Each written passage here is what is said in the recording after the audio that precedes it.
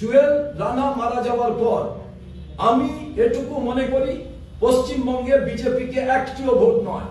আর এই প্রশ্নটা যখন আমি করছি, আমাকে অনেকে প্রশ্ন করেছেন তাহলে তৃণমূলকে কি হবে? তৃণমূলকে সরাবার দায়িত্ব অন্য রাজনৈতিক দলের।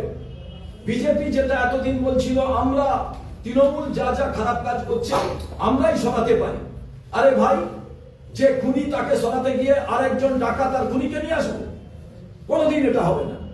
আমরা মনে করি যে বিজেপি কে কোনোভাবেই এতটুকু পশ্চিমবঙ্গে জায়গা দেওয়া যাবে না এবং তৃণমূলকে বুঝে নেব আমরা।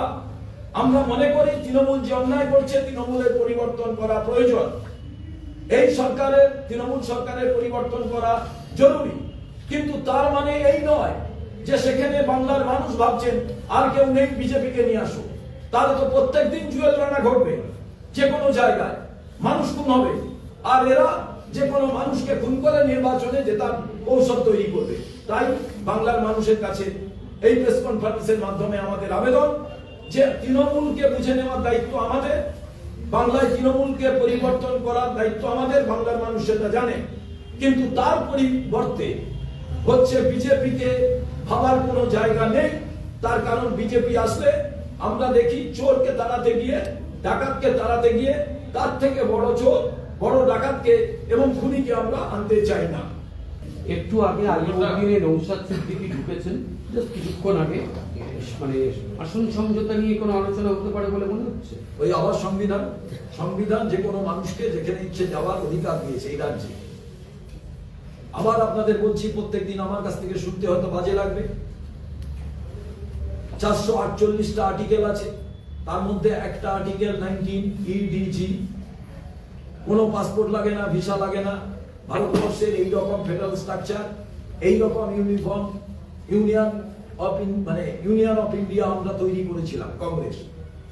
যে একটা রাজনৈতিক দলের নেতা এক পার্টি অফিস থেকে অন্য পার্টি অফিসে যাবেন, এ রাজ্য থেকে অন্য রাজ্যে যাবে, সে তার ভাষায় কথা বলবেন, তাকে কেউ মারবে না।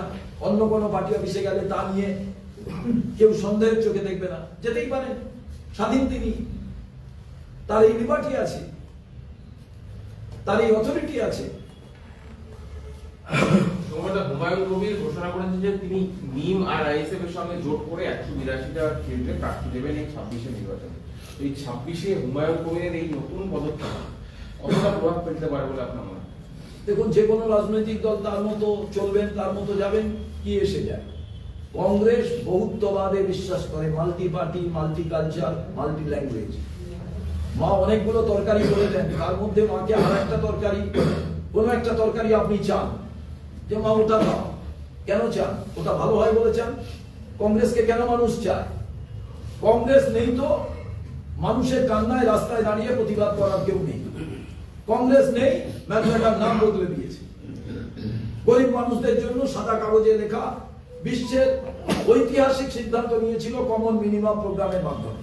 আরো রাজনৈতিক দল ছিল, সোনিয়া গান্ধীর ইচ্ছে মনমোহন সিং এর প্রধানমন্ত্রীর নেতৃত্বে রাহুল গান্ধী যুবকরা যাতে নিশ্চিন্তে সরকারি কাজ পায়, এই চিন্তাধারা নাম তুলে দিচ্ছে, বিধি অনেক নিয়ম তার সঙ্গে জুড়ে দিচ্ছে।